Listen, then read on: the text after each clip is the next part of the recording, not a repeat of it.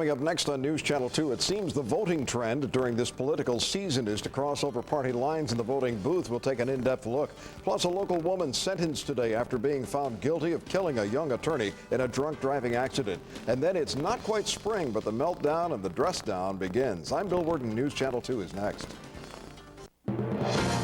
Where the news comes first. This is WKTV News Channel 2 with Bill Worden, Skywatch meteorologist Matt DiNardo, and Jason Powles, sports. News Channel 2 at 11 begins now. Candidates are winning primaries not because of votes cast by their own party members, but instead by voters in other parties. Let's find out what it all means for the rest of the election in our top story on News Channel 2 at 11. Good evening, everybody. The key word tonight is crossover. Members of one party voting for a candidate in another party. So far, it's hurting George W. Bush, and it's helping the man Bush today called a viable candidate to win the White House. Reporter Steve Handelsman has more.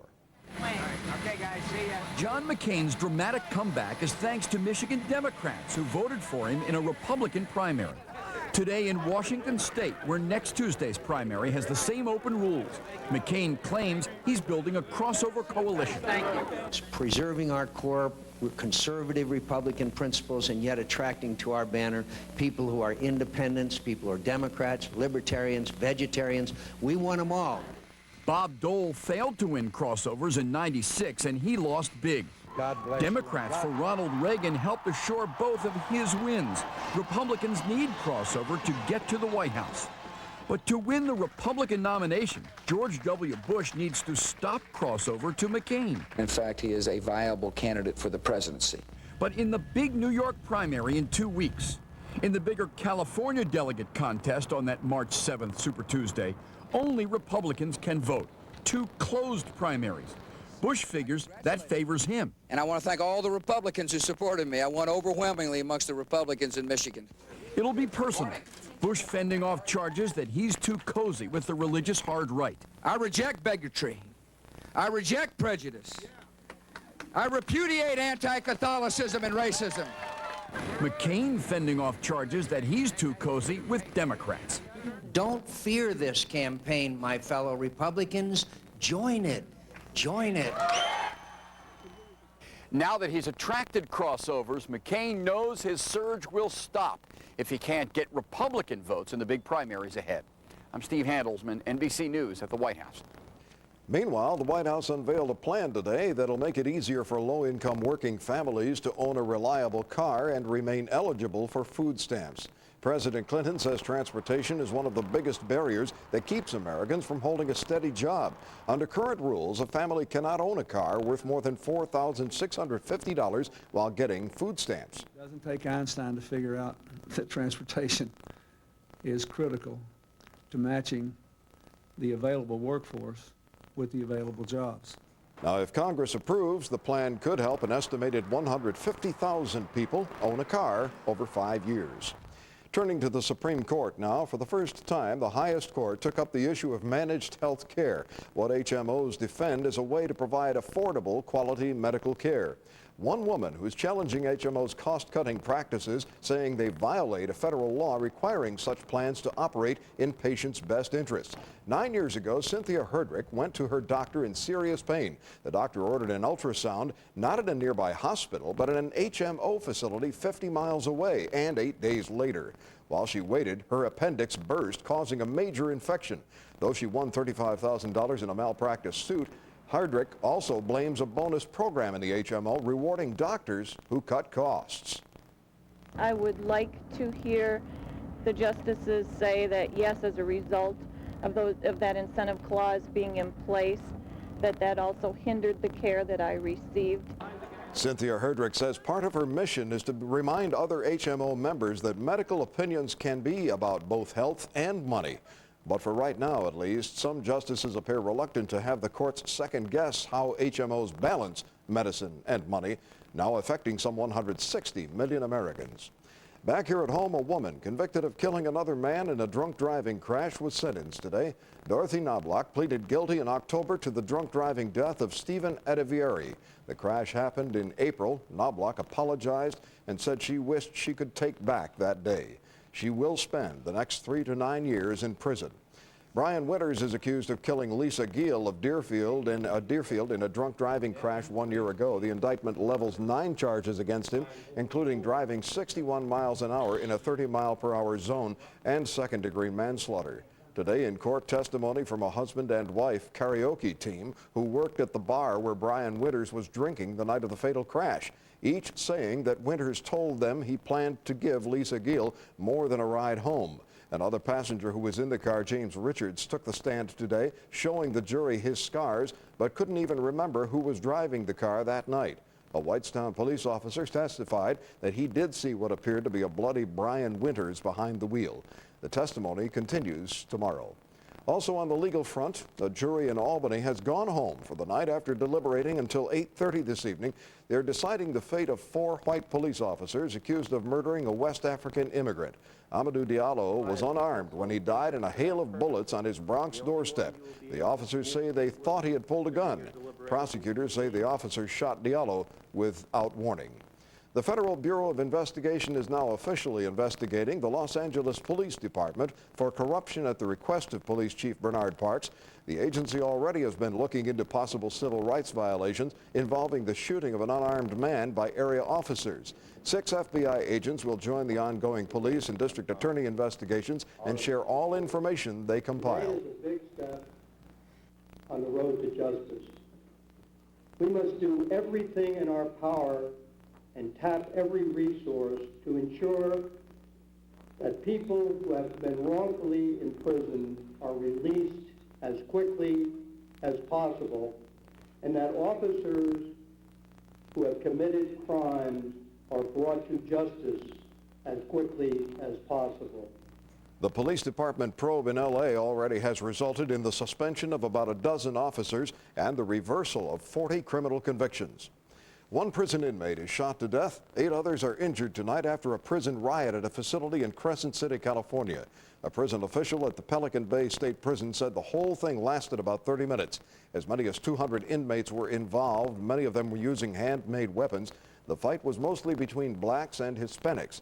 This is file video of the prison where today's riot took place. Well, the State Thruway Authority has decided it will not raise tolls on the state superhighway.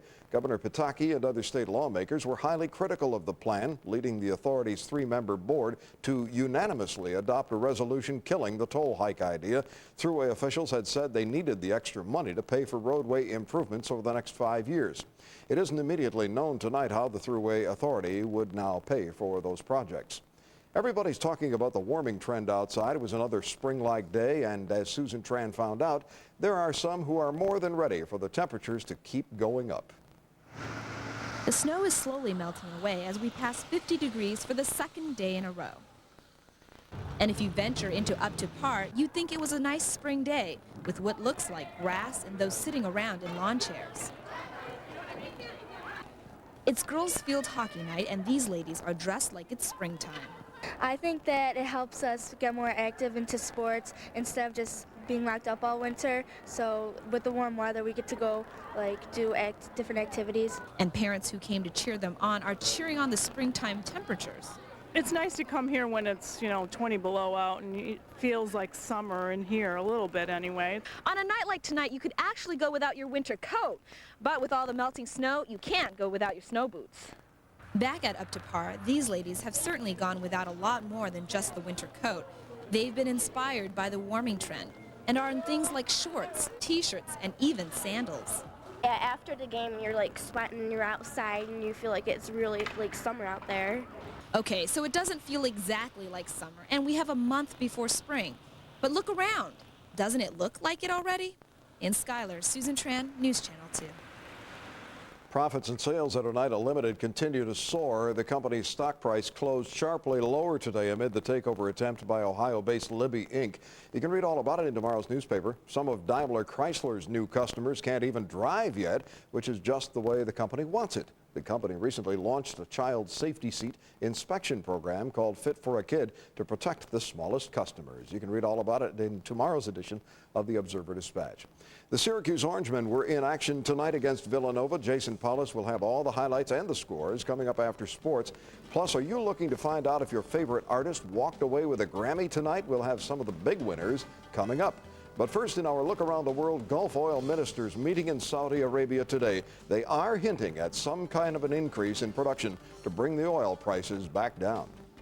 And coming up in weather, we saw some sun and some clouds today. Temperatures again got into the lower 50s. It looks like we'll be mild for the next couple of days, but as you see in the satellite picture, it's a lot more cloudy out there. Right now, it's 48 outside. We'll have the full forecast plus the rest of your news. You're watching News Channel 2 at 11. Stay right there.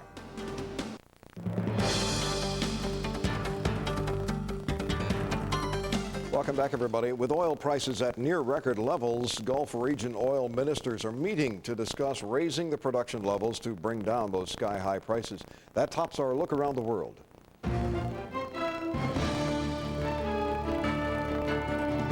Ministers from the Gulf Cooperation Council are urging to agree on a proposal to bring next month's OPEC meeting to the table, but the move to raise production levels has yet to win unified support.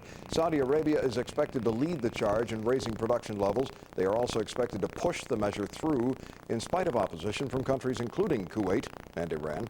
7 skiers caught in an avalanche in the French Alps this afternoon. 5 are dead tonight. Another one is in serious condition. This was just the latest in a series of fatal avalanches in the Alps. Officials have been warning people to stay off the slopes, but many vacationers aren't listening to those warnings, and a combination of heavy snow, warming temperatures, and people skiing off marked trails are to blame for the series of avalanches. Angry municipal workers in Lima, Peru took out their frustrations on police today. The workers were just laid off and they want their jobs back. They picked a dramatic way to make their demands known. The workers pelted police with sticks and stones. Some cops couldn't escape the barrage. 5 police officers were injured. The South African Defense Force is making some dramatic rescues in flood-ravaged Mozambique. More than 200,000 people are suddenly homeless after the worst rains there in 30 years. At least 1,000 people have been rescued by choppers so far. Local newspapers say 48 people have died in the flooding. All the water came from Cyclone Eileen, which raked across southern Mozambique overnight. But the weather isn't as tumultuous around here. As a matter of fact, Matt says the warm temperatures are going to continue. His full forecast is up next. Stay right there.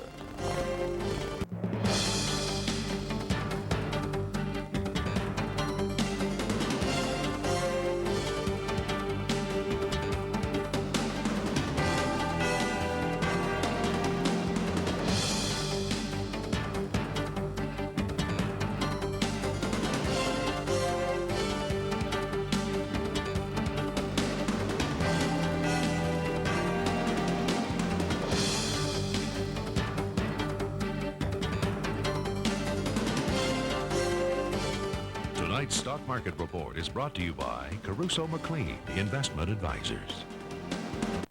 The weather is brought to you by your Jeep dealers. Good evening, everyone. It certainly was a mild one out there today, and really still mild out there now. A lot of snow continuing to melt. There are no problems on the local rivers right now. However, out by Buffalo, where they have been warm, there is some ice jam problems out there. So you tend to think if we continue with this mild weather and we have some showers moving in tomorrow, into tomorrow night and Friday, there may be some problems on some local streams and rivers, so we're watching that quite carefully. What are we also watching? Your heart run forecast. Let's take a look at it. 42 to 47 on Saturday morning with, we'll call it sunshine through high clouds. It really should be a terrific morning for any of the runs or walks. Whether you're doing the 18K, the 10K, the 5 mile, the 3 mile, get out there and make a difference, folks. Make a difference. That's the way to put it. 43 outside right now. Wind chill 43. The wind very light out of the northeast. Our high today 53 after a morning low of 42. The normals 32 and 16. Overnight tonight, temperatures basically staying about where they are. There'll be a lot of clouds around. There may be a passing shower or two, but nothing too heavy, folks, and that is some good news. There's a better chance of some rain tomorrow afternoon, as you can see here. Moving into the afternoon to tomorrow night, we will see temperatures once again into the upper 40s to near 50, so it should be a fairly pleasant day across a good part of central New York. What are we looking at right now? We're in the 30s in Old Forge. Not too bad from Dave out in Coonrod. You're at 35. Bob and Lake Pleasant holding in at 41. Ronnie and Dollarville in the 30s as well. Same with Ann in Middleville. And down in Herkimer, Ricky checking in at 37. Josh in Yorkville at 44. Not too bad from Helen's Place in Cassville. A little further south we head into Otsego County. We're noticing 36 from Mary in Middlefield. Not too bad in Fly Creek, thanks to Rick checking in tonight. He's holding right about 40 or so. And not doing too bad out in Richfield Springs at 42. Large storm system back to our west, continuing to wrap itself up. Spreading clouds now down across the northeast. We'll continue to see this system slowly lift to the north and east, bringing us more clouds and a better chance of showers throughout the afternoon tomorrow night, and into Friday morning. Right now we're watching some showers just to the south and west of Utica, around Syracuse. Very light rain showers, nothing major. We're noticing the general motion is to bring that shower activity up and then drop it down across the New York-Canadian border right into central New York. Here's our weather map. That front, that's being the train tracks for this thing, will stay right over us. So look for some scattered showers tomorrow afternoon into Friday morning. Then it lifts back north. That's why we see a great day for Saturday. Things change as we get into Sunday. Rain showers, a few of them scattered around for tonight, but a better chance tomorrow, 47 to 52. Southern valleys, you'll see temperatures tomorrow in the upper 40s to around 50. North country, 40 to 45. Again, we're looking at a few scattered showers on Friday morning, mid-40s, not too bad on Saturday. A cool day on Sunday with some rain, and then we warm back up again. So spring may be springing a little bit early. Just don't get spring fever too fast. I'm sure. We're going to have one of the most successful heart run walks I think we've ever had. Yeah. And the weather is The weather is going to really help us out a lot. Yeah. Absolutely. Thank you, Matt. You're welcome. Coming up in sports, Jason with all the high school sectional scores and the highlights, and the Orangemen looking to bounce back against Villanova. Sports is next.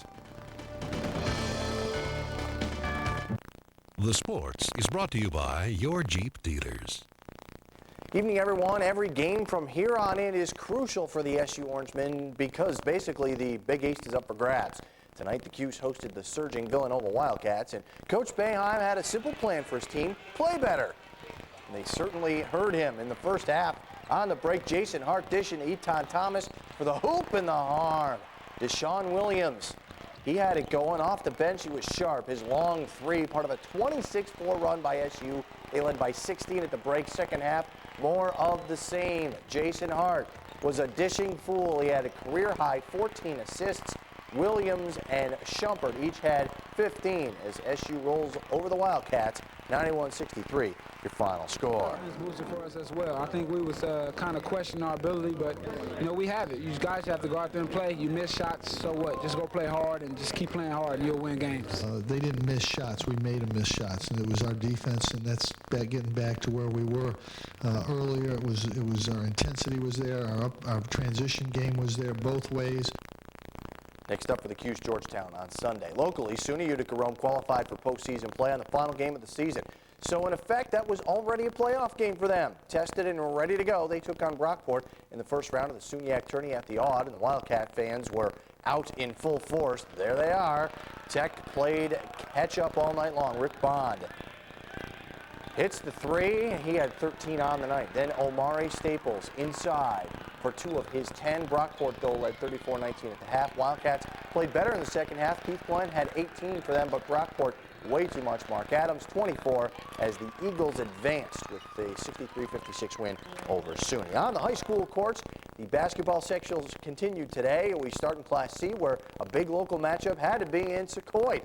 The Indians hosted Waterville. Last time these two teams met just a couple of weeks ago, and Secoit came out on top. What happened tonight? Well, we'll tell you. Packed house in Secoit for this one, and they all saw their Indians get out to an early lead. Adam Pantola in the lane for 2 of his 19.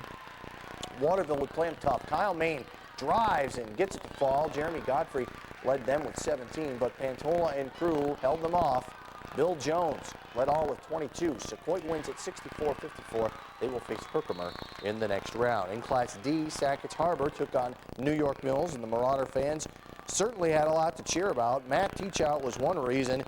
Nice move there. He goes in for the hoop and the foul. Steve Metzler also looked sharp. He had 18 points, 14 boards. We like to call that a double-double. Then in the Mills run in the break, Teachout lays it in. He poured in 27 points, had 10 steals as the Marauders advance with the 64-48 win over Sackett's Harbor. Meantime, some other scores. As we told you, Herkimer will face Secoy. Jeff Sidney 21 in their win. VVS, both Joe Smith and Rob Thorpe went over 1,000 points for their careers in their win. As for the ladies, Alyssa Comas 16 points in VVS's win. Hamilton will face Oriskany as they beat Poland. Notre Dame atop Tully. Corcoran beat RFA. And one more college score for you, Lafayette all over the Gates. NBA now, and the Knicks were looking for revenge tonight. Last time they faced the Raptors, Toronto handed them their lunch. You could bet Coach Van Gundy was not happy again tonight. Why? Well, we'll show you. Raptors had the early advantage thanks in large part to that guy, Vince Carter. Oh my, what a jam. Back came the Knicks. Patrick Ewing rattles home the jumper. He had 24, moved to 15th on the all-time scoring list. Knicks were up by 5 at the break. Second half, Raptors handled the Knicks once again. VC 33 points as Toronto got the job done by beating the Knicks again, 99-88. Final score, Sportsline 733-6600. So good news, you know, a lot of our teams advancing in the sectionals, and SU got a big, big win at home. Every win, like I said, important here. I like what Boeheim said. You got to play better. Yeah, it's that simple, right? Play better. It's like an interview with a coach I heard not long ago, and he says, we got to get more baskets than they're getting, you know? Yeah, that's how you win. That's the name of the game. Not rocket science. Okay, coming up next, we'll find out who the big winners were tonight at the Grammys. Plus, figure skater Tonya Harding. She's in trouble again with the law. We'll tell you what she's up to. Well, it's the year of comebacks at the Grammy Awards out in L.A. 52-year-old rocker Carlos Santana already picked up 6 trophies for tracks on his hit album Supernatural. Cher has won her first Grammy ever for her dance recording and her hit Believe, and soul divas TLC have 3 more Grammys for their mantle. Speaking of Carlos Santana, the guitar sensation has revealed in a published report that he was molested as a child. Santana was born in Mexico. He says between the ages of 10 and 12, he was brought over the border from Tijuana almost every day, he said, by a Vermont man who dressed as a cowboy, dressed like a cowboy. The man would buy Santana food, clothing, toys, and then would abuse him. Santana said the relationship ended when the man slapped him for staring at a girl. Figure skater Tonya Harding, she's had another brush with the law. Authorities in Camas, Washington arrested Harding for assaulting a man with whom she lives. Witnesses say Harding hit the man over the head with a hubcap. Apparently, alcohol was a factor in the incident. She was released from jail on her own recognizance. Police say Harding will be in court later on this week. Well, occasionally we hear the story of a dumb robber, somebody who actually gets caught in the act, literally. Well, this guy is no different. He wasn't even injured, though, in the process. We'll have the story up next.